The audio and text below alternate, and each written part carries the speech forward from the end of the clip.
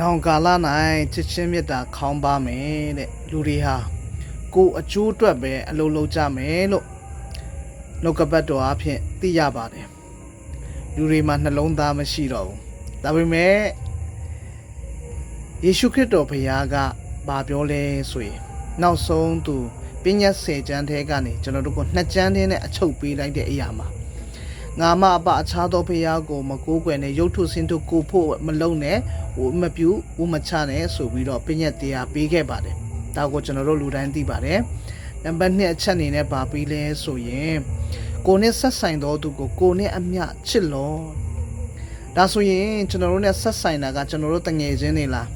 ကျွန်တော်တို့မိသားစုတွေလားကျွန်တော်တို့အသင်းသူအသင်းသားတွေလားဒါပဲလားမဟုတ်ပါဘူးเนาะယေရှုခရစ်တော်ဘုရားကရှင်လုကာထဲမှာဥပမာလေးပေးခဲ့ပါတယ်လူတစ်ယောက်ကတဲ့ဓမြတိုက်ခံရလို့တန်ရာရလျက်လဲပြီးတော့နေတဲ့အချိန်မှာလေဝိလူတစ်ယောက်ကလာတယ်တဲ့တွေ့တော့ရှောင်သွားတယ်နောက်တစ်ယောက်ကလာတယ်တဲ့တွေ့တော့ရှောင်သွားတယ်တဲ့ရှမာရိတစ်ယောက်ကလာတဲ့ခါမှာဟာဆိုပြီးတော့အဲ့ဒီနာနေတဲ့လူတန်ရာရနေတဲ့လူအနိုင်ကျင့်ခံရတဲ့လူကိုထူပြီးတော့ဆေးကုသပေးလက်ဇရက်ကိုခေါ်သွားပြီးတော့သူ့ရဲ့ဆေးပိုးဝါခတွေအားလုံးကိုလှုပ်ဆောင်ပေးတယ်လို့ပြောတဲ့အခါမှာအဲ့ဒီလူနာနဲ့အနိုင်ကျင့်ခံရတဲ့လူနဲ့ဘသူနဲ့ကဆက်ဆံတယ်လေလို့ယေရှုမေးတဲ့အခါမှာအဲ့ဒီလူနာကိုကြည့်ရှုတဲ့လူနဲ့ဆက်ဆိုင်ပါတယ်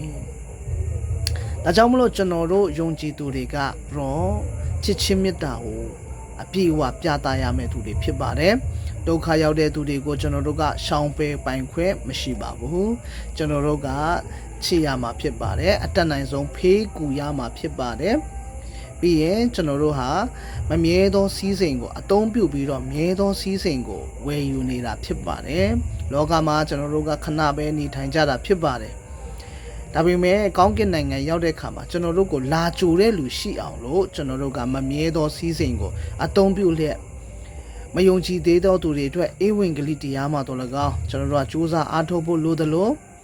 ကျွန်တော်တို့ကအငယ်ဆုံးသောသူတွေကိုထောက်ပံ့ခြင်းကျွေးမွေးခြင်းပြုစုခြင်းအဖြစ်ကျွန်တော်တို့ဟာကိုယ်နဲ့ဆက်ဆိုင်သောသူကိုကိုယ်နဲ့အမျှချစ်ဖို့ရန်အတွက်ဖြစ်ပါတယ်။ဒါကြောင့်မလို့လောကကြီးကဖရာသားပေါ်ထွန်းခြင်းကိုအလွန်တောင်းတတယ်တဲ့။အဲဒီတောင်းတတဲ့အထဲမှာတင်းတဲ့ကျွန်ုပ်လည်းပါတာဖြစ်ပါတယ်။ဒါကြောင့်မလို့ကျွန်တော်တို့အသက်တာတွေဟာသူတစ်ပါးအတွက်ကောင်းကြီးဖြစ်သောအသက်တာများဖြစ်ကြပါစို့လို့နှုတ်ကပတ်တော်အဖြစ်အနေငယ်ခွန်အားပေးချင်ပါတယ်။အားလုံးပေါ်မှာဖခင်ကောင်းကြီးရှိပါစေ။အာမင်။